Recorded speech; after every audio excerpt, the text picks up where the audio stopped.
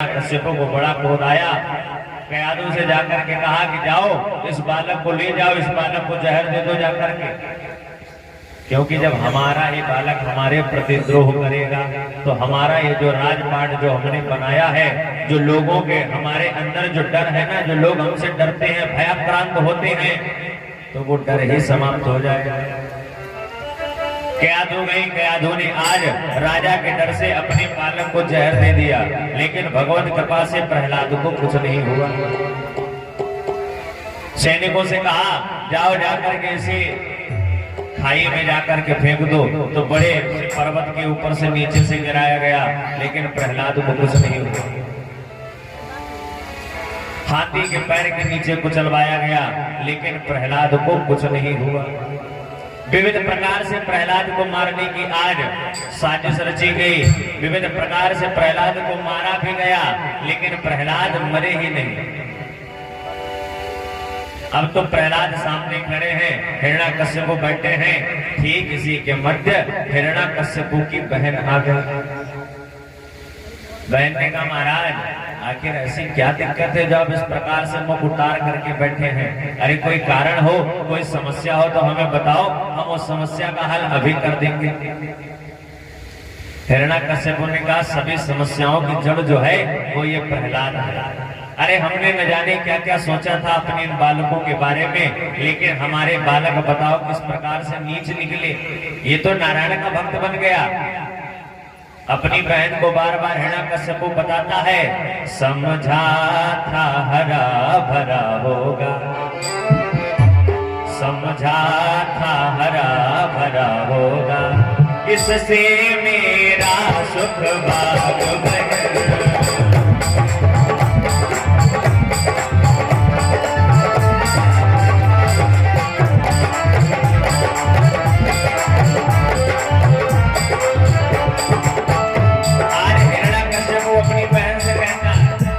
समझाता हरा भरा होगा, इससे मेरा सुख भाग बढ़ेगा।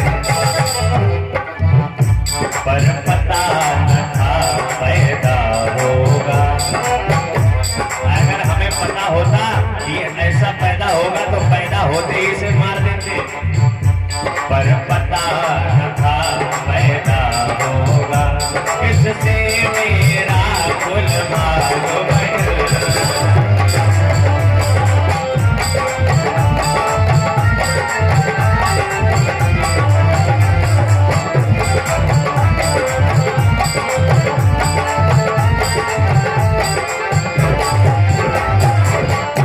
हिरण्याकश्यप ने कहा हमने सोचा था ये विविध प्रकार से जब बड़ा होगा तो हम इसे अपना उत्तराधिकारी बनाएंगे, लेकिन ये तो अभी से हमसे द्रोह करने लगे।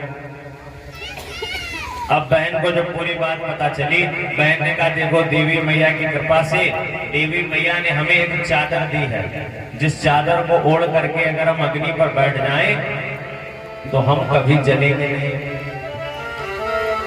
तो हिरण्याकश्यप ने कहा हमने तो वैसे कई प्रकार से इसे मार करके देख लिया, लेकिन ये मरता ही नहीं। एक बार आप भी आजमा करके देख लीजिए। तो तुरंत ही हिरण्याकश्यप की बहन जो होलिका मैया है अग्नि के ऊपर बैठ गई। देवी मां के द्वारा दी गई उस चादर को ओढ़ लिया, लेकिन भगवान की कृपा के द्वारा ऐसी हवा चली कि जो चादर थी वो प्रहलाद के चारों तरफ लिपट गई और होलिका मैया उसी अग्नि में जल करके भस्म हो गई। होलिका मैया की। उसी दिन से हम और आप होली का पावन त्योहार मनाते हैं। अच्छा, होली वाले दिन आपको दो कैटेगरी के लोग देखने को मिलेंगे। एक तो ऐसे लोग जो होली में रंगों की होली खेलते हैं, बढ़िया फूलों की होली खेलते हैं, दिव्य गुलाल की होली खेलते हैं। और कुछ तुम्हें कीचड़ खेलने वाले भी मिल जाएंगे, कुछ ऐसे मिलेंगे जो नाली में पड़े मिलेंगे। तो ये जो नाली वाले जितने सब हिरण्याकश्यप वाले, जब देवताओं ने देखा कि प्रहलाद मरने वाले थे लेकिन प्रहलाद बच गए, तो दिव्य प्रकार से गुलाल और फूलों की वर्षा करते हुए प्रहलाद जी का आस्वादन करवाया। लेकिन जितने भी हिरण्याकश्यप वाले थे सबके अंदर एक और आग लग गई। बताओ, प्रहलाद ने जाते जाते बताओ बुआ को भी मार डाला। तो सबके सब उस अग्नि के ऊपर कीचड़ उठा उठा करके फेंक रहे। और इसी प्रकार के दो व्यक्ति हमारे अपने यहाँ होली में देखने को मिल अवश्य जाता है। अब तो जब किसी प्रकार से प्रहलाद नहीं मरा तो आज एक खंभे को गर्म करवाया और गर्म करवा करके प्रहलाद को उस खंभे में बांध दिया। बोले देख, आज इस खंभे में बांध करके तेरा जो मैं सर है अपने हाथों के द्वारा धड़ से अलग करूंगा।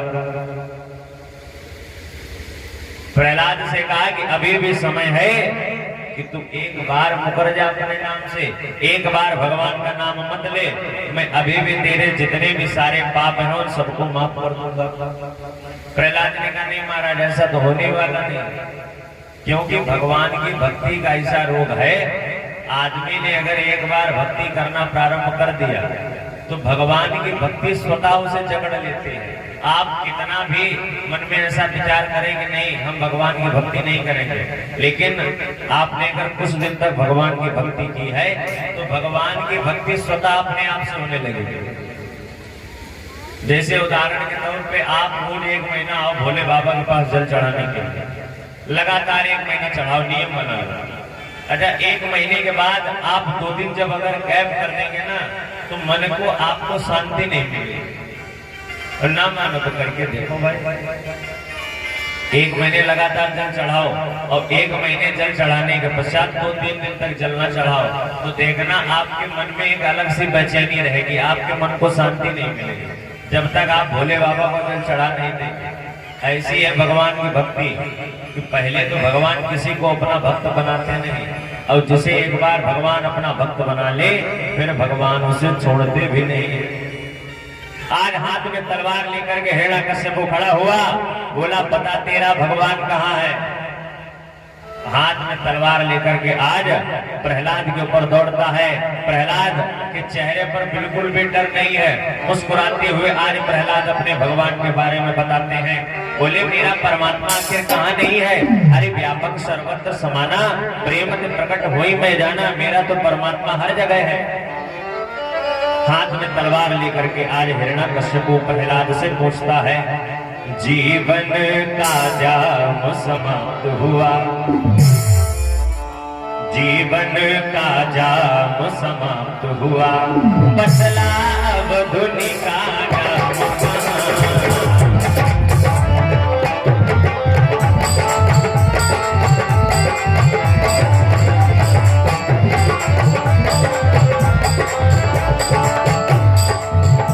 जीवन का जाम समाप्त हुआ, बदला अब धुनी का जाम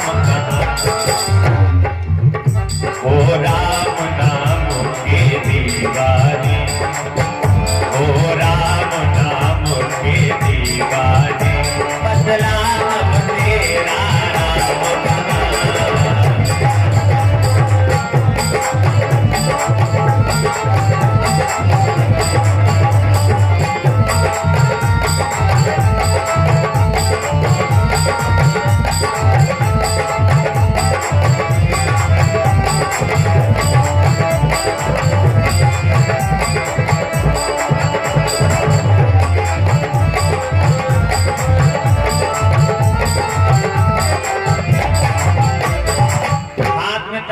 करके हिरण्यकश्यप प्रहलाद से पूछता है कि पता तेरा राम कहाँ है।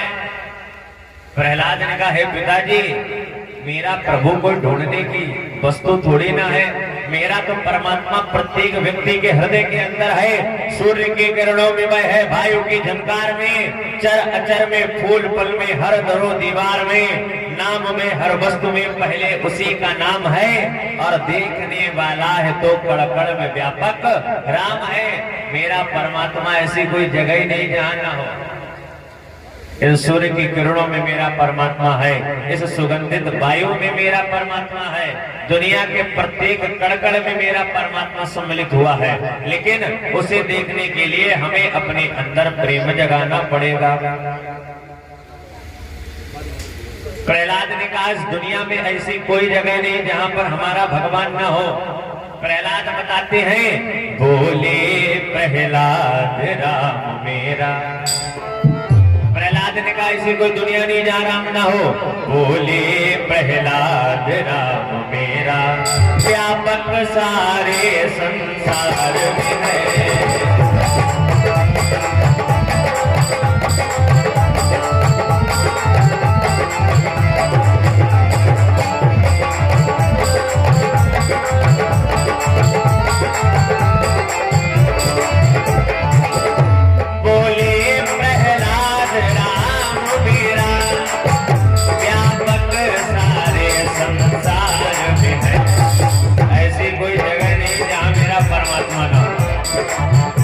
मुझमें भी है तुझमें भी है, मुझमें भी है तुझमें भी है, इस कमर में है तलवार में है।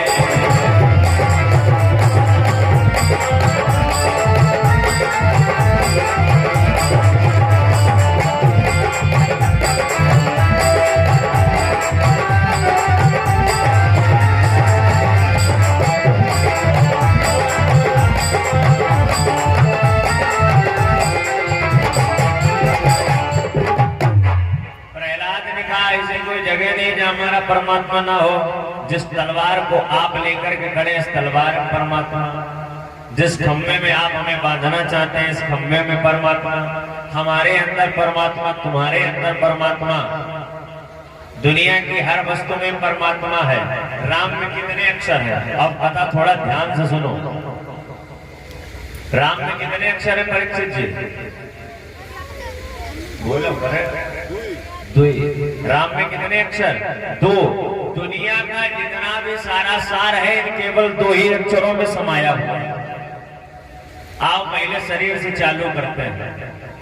बाल कितने अक्षर? 2 अक्षर है कि नहीं?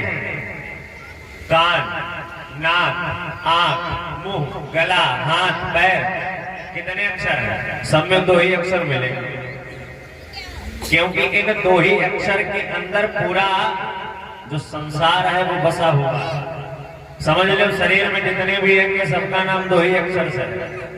अब अच्छा शरीर छोड़ो, रिश्तेदारी पहुंचो। माता कितने अक्षर? 2 अक्षर। माता, पिता, फूफा, बुआ, दीदी, जीजा कितने अक्षर? हर जगह 2 ही अक्षर मिलेंगे कि नहीं? आप चाहे कहीं भी किसी भी परिसर में चले जाएं, पूरी दुनिया का सार जो है केवल 2 ही अक्षरों में समाया हुआ है, रा और मा। राम के अंदर है कि नहीं? ऐसे एक जगह हम कथा सुना रहे हैं और यही हिरण्यकशिपु प्रहलाद की कथा चल रही थी, तो हमने उनसे यही जो आप लोगों को कथा सुनाई यही बताया कि दुनिया में जितना भी संसार में सब है वो सब राम के अंदर समाया हुआ है और राम में है 2 अक्षर। तो हमने शरीर के नाम गिनवा दिए, उसके पश्चात हमने रिश्तेदारी के नाम गिनाए। तो उन्हीं में से एक महाराज खड़े हुए बोले, महाराज ससुर में तो 3 अक्षर होते कि नहीं ससुर में? लेकिन तुमने नहीं ये बुद्धि लगाई, तुमने नहीं बता पाया। चूक गए कि नहीं? पंडित जी की हर बात में भरोसा नहीं किया जाता, समझे? जो पंडित जी कहें उसे अपने मन में एक बार उतारो, सोचो क्या ये पंडित जी जो कह रहे हैं ये सही है या नहीं। पंडित जी क्या, ऐसे तो विभिन्न प्रकार के पंडित घूम रहे, न जाने कैसी कैसी कथा कह रहे हैं। कथा सुनने का सर्वश्रेष्ठ नियम यही है कि कथा सुनने के पश्चात आप ये समझ जाएं कि आप जो सुन रहे हैं वो सही है या गलत है। तो ससुर में कितने अक्षर?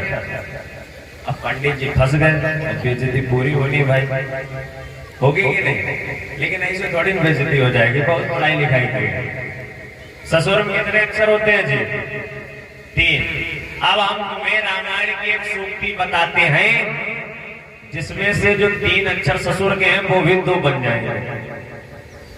नाम के अक्षर 54 करके 5 मिलाई के 2 गुण कीजे, 8 से भाग विशेष बचे दो, हम में भी राम है तुम में भी राम है, सब लोग राम राम कह लीजिए। ससुर में कितने अक्षर? बोलो भाई, बताओ। ससुर में अक्षर 3। सूक्ति क्या कहते हैं? नाम के अक्षर चौगुन करके, तो 3 का 4 गुना करो, कितना हुआ? आओ खड़े खड़े खड़े हुए बोलो, बोलो वंश बिटिया, 3 और 4 गुना ससुर में कितने अक्षर है? 3, और नाम का अक्षर चौगुन करके, तो 3 चक्कू कितने होते हैं? अब हमारे भाई 3 पढ़ने नहीं पता, 3 चक्कू 12, नाम अक्षर चौगुन करके 5 मिलाए के 2 गुण कीजिए। अब 12 में तुम 5 मिलाओ, 12 और 5 कितने हो गए? श्रोता तो हमारे सच्चे हो, देखा सभी सही। 12 5 17। सूक्ति क्या कह रहे? नाम का अक्षर चौगुन करके 5 मिलाए के 2 गुण कीजिए। और 17 दूनी 34, और 8 भाग दे दो, कितने बचे? 8 चक्कू 3 नहीं होता, 8 बताओ, 8 चक्कू कितने बचे?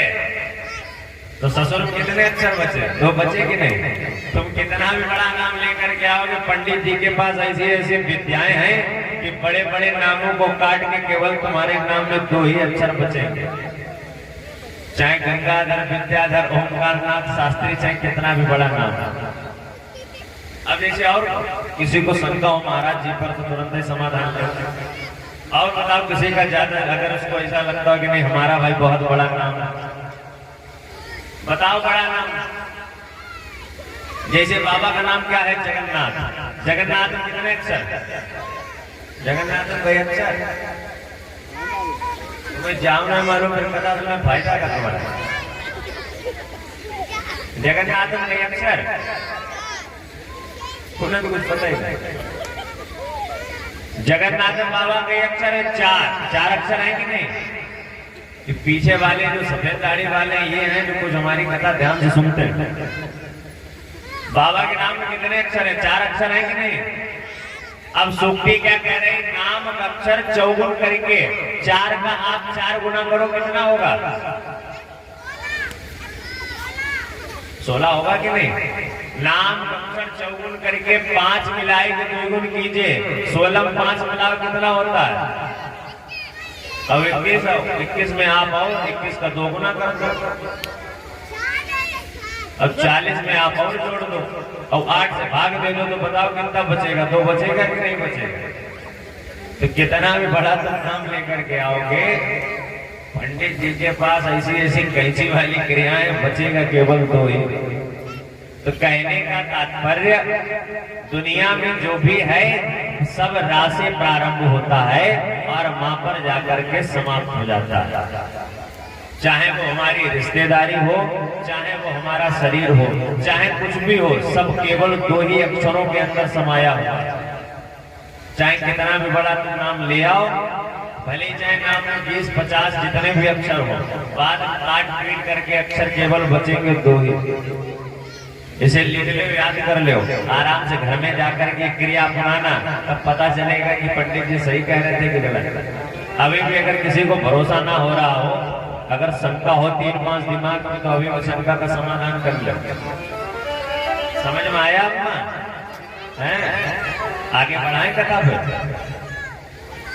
तुम्हारे नाम समझ में लेता हूँ, आ कर दियो। तो जो भी है केवल इन 2 अक्षरों के अंदर है। प्रहलाद जी ने कहा, सूर्य के किरणों में बहे वायु के झंकार में मेरा तो परमात्मा हर जगह विराजमान है। और जैसे ही इतना कहा तो हिरण्याकश्यपु ने कहा कि तुम्हारा परमात्मा क्या इस खंभ में है?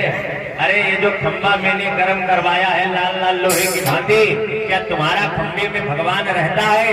प्रहलाद ने कहा, कैसी आप छोटी सी बातें कर रहे हैं? जब मेरा परमात्मा हर जगह रहता है तो क्या वो खंभ में नहीं है? मेरा परमात्मा खंभ में भी विद्यमान है। और जैसे ही प्रहलाद ने इतनी बात कही, गगड़ गड़गड़ान्यो खंभ फाट्यो चरचरानो, निकसो नर नाहर को रूप अति भयानक है।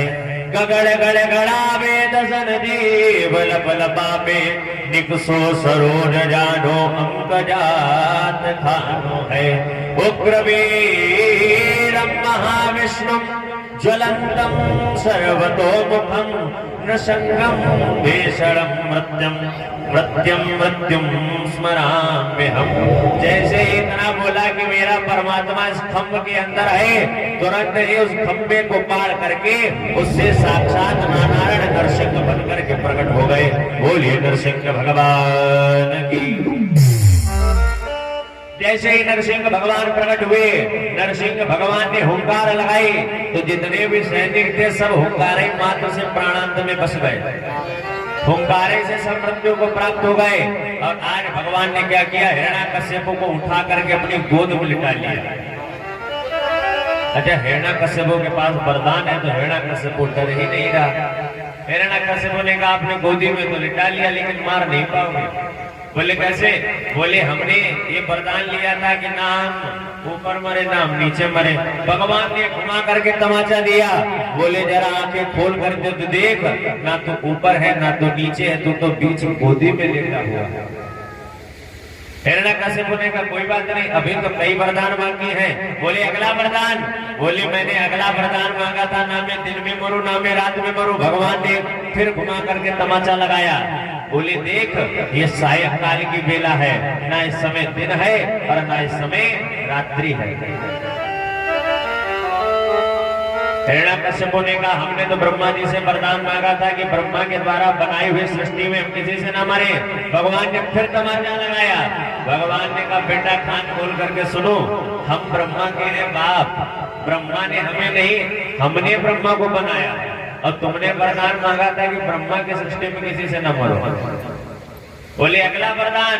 बोले अगला वरदान तो हमने यही मांगा था कि ना हम नर से मरे ना पशु से मरे। भगवान ने कहा लंबे लंबे नाखून देख रहे हो, इन्हीं से तुम्हारा ऑपरेशन करेंगे, किसी प्रकार के अस्त्र शस्त्र की जरूरत नहीं पड़ेगी। अब हिरण्याकश्यप को सोच पड़ गया। हिरण्याकश्यप ने कहा नहीं महाराज एक वरदान मांग अभी बाकी है। बोले क्या वरदान है? बोले हमने कहा था हम 12 महीनों में न मरे। भगवान ने कहा इसीलिए स्पेशल महीना लौंग का महीना तुम्हारे लिए बनवा करके लाए हैं। इतना कहते ही आज भगवान ने अपने उन हाथों के द्वारा नृसिंह भगवान ने हिरण्याकश्यप के पेट को फाड़ दिया। पेट को फाड़ने के पश्चात जितने भी अतड़ियां हैं सब अतड़ियों को आज गले में लपेट लिया। गले में लपेटने के पश्चात आज तो भगवान बड़ा क्रोध में, भगवान क्रोध में है तो जितने भी देवता गण हैं सबके सब जाकर के भगवान की वंदना करने लगते हैं। न दोस्मे नंताय सुरंत सत्तये विचित्र वीर्याय पवित्र कर्मणे। बोले हे महाराज हम सब उस अनंत शक्ति को प्रणाम करते हैं जो सबको बल देने वाले हैं। अच्छा जैसे ब्रह्मा जी वंदना कर ही रहे थे, भगवान ने हुंकार लगाई तो ब्रह्मा जी एक तरफ और ब्रह्मा जी का हंस दूसरी तरफ। भगवान शंकर आए वंदना करने के लिए। अब जैसे ही नरसिंह भगवान ने हुंकार लगाई तो नंदी दाएं जा रहे हैं, भोले बाबा बाएं जा रहे हैं। अब इतना विकराल रूप कि भगवान का क्रोध ही शांत नहीं हो रहा। तो पति चाहे कितने भी गुस्से में हो, लेकिन हमारे यहाँ मानना यह है कि पत्नी उन्हें मना ही लेती है। समझे? पति चाहे कितने भी गुस्सा में हो, लेकिन पत्नी के पास ऐसे लौंग इलायची वाले टोना टटका रहते हैं कि वो पति को मना अवश्य लेंगे। तो लोगों के मन में विचार आया कि चलो भाई लक्ष्मी जी के पास चलते हैं। लक्ष्मी जी के पास पहुंचे। लक्ष्मी जी ने कहा कि चलो तुम्हारे नारायण बहुत क्रोधित हैं।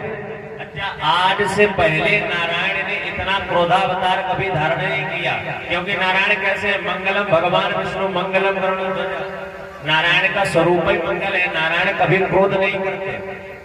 अच्छा लक्ष्मी जी के मन में विचार आया कि हम जैसा इन्हें देखते रहते हैं ये ऐसे ही होंगे, जिस प्रकार से यहाँ शांताकार रहते हैं, शांति का स्वरूप बना करके रहते हैं, इसी प्रकार से हिरण्याकश्यप के भी यहाँ होंगे। बढ़िया रेशमी साड़ी पहनी, बढ़िया हाथ में आरती लेकर के आज नृसिंह भगवान के समक्ष पहुंची। अब जैसे ही नीचे से ऐसे आरती ले जाकर के मुख के पास की, तुरंत ही आज भगवान ने ऐसी हुंकार लगाई कि हुंकार लगाते हैं वहीं पर सोने की थाली आरती छोड़ करके भाग गई। अब वो जो तैया मैया करके भगी है, नारद जैसे कहती है ये तो हमारे पति हो ही नहीं सकते। अरे हमारे पति तो शांति का स्वरूप है। आज जब नरसिंह भगवान का इतना क्रोध बढ़ गया, जब किसी की भी संभाले नहीं आए, तो देवताओं ने इशारा किया प्रहलाद जी की तरफ, बोले हे प्रहलाद, तुम्हारे कारण ही भगवान ऐसा स्वरूप बना करके आए हैं, जाओ तुम्हें जा करके भगवान को शांत करो। और जैसे ही प्रहलाद भगवान के समीप पहुंचते हैं, स्वपाद मूले पतितम तमर्भकम विलोक्य देवः कृपया परिप्लुतः उत्थाप्य तच्छीर्ष्ण दधाकराम्भुजं कालाहिवित्रस्तधियां कृताभयम्। जैसे ही प्रहलाद पहुंचे तो प्रहलाद ने जाते ही जाते भगवान के चरणों को देखा और भगवान के चरणों में ही लिपट गया। और भगवान की दया कहाँ है? भगवान की दया है भगवान के चरणों में। तो ये भगवान की नहीं है, तो हम सबकी दया है। आदमी तुमसे कितना भी लड़ रहा हो, कितना भी क्रोध हो, और तुम सामने वाले व्यक्ति के पैर छू लो, समझो जितना वो आप पर क्रोधित होगा, जितना वो चिल्लाएगा, वो सब उसका क्रोध अपने आप चला जाएगा। जैसे आपकी आपस में देवरानी जेठानी की लड़ाई हो या सास बहू की लड़ाई हो, तो एक लोग दूसरे व्यक्ति के पैर छू ले, अपने आप लड़ाई समाप्त हो जाएगी। क्योंकि पैरों में क्या होता है? पैरों में दया का भाव रहता है। अगर किसी व्यक्ति ने किसी के पैर छू लिए, समझ लो फिर उससे लड़ने की आवश्यकता थोड़ी न रह जाएगी। प्रहलाद जी ने जैसे भगवान के पैरों को छुआ, भगवान के अंदर दया जागृत हो गई। भगवान ने आज अपने जिह्वा के द्वारा बार बार उस प्रहलाद का चुंबन करते हैं, और आज साक्षात नारायण जो नृसिंह बन करके आए हैं, प्रहलाद से बार बार माफी मांगते हैं। बोले बताओ, तुम दुनिया में मेरे ऐसे भक्त कहलाओगे कि जिस पर इतने सारे कष्ट आए, लेकिन तुम्हें दर्शन देने में मैं सबसे पीछे आया। हे बालक, मुझे माफ कर देना, लेकिन जब तक समय नहीं आता तब तक मैं किसी को दर्शन देने के लिए नहीं आता हूँ। आज बार बार भगवान हाथ जोड़ करके प्रहलाद से माफी मांग रहे हैं। और जैसे ही भगवान प्रहलाद से माफी मांगते हैं, तो प्रहलाद पता क्या कहते हैं? प्रहलाद ने कहा, ब्रह्मा दया सुरगणा मुनयो सिद्धा सत्वैकता नमतयो वचसा प्रवाहै नाराधितुं गुरुगणैरधुना पिप्रुः किं तोस्तुमर्हति समे हरिरुग्रजाते। प्रहलाद ने कहा, है नारायण, मुझसे माफी मांगने की आवश्यकता नहीं है। जो कृपा आपने मुझ पर की है, ये तो कृपा बड़े बड़े सिद्ध गंधर्व मुनि ब्रह्मादि देवता भी नहीं प्राप्त कर सकते। अरे हम जानते हैं कि ब्रह्मा तुम्हारे सबसे बड़े बेटा हैं, लेकिन जिस प्रकार से आज आप गोदी में बैठा करके मेरे साथ प्यार कर रहे हैं, मुझे चुम्बन कर रहे हैं, इस प्रकार से तो आपने कभी ब्रह्मा को अपनी गोदी में नहीं बैठाना होगा। आपने कभी भोले बाबा को गोदी में नहीं बैठाना होगा। इतने बड़े इंद्रादि देवताओं को आपने कभी अपनी गोदी में नहीं बैठाना होगा। लेकिन धन्य मेरा सौभाग्य, एक राक्षस कुल में पैदा होने के पश्चात भी हे नारायण में तुम्हारी गोदी में बैठा हूं। विविध प्रकार से आज नृसिंह भगवान की वंदना करते हैं। नृसिंह भगवान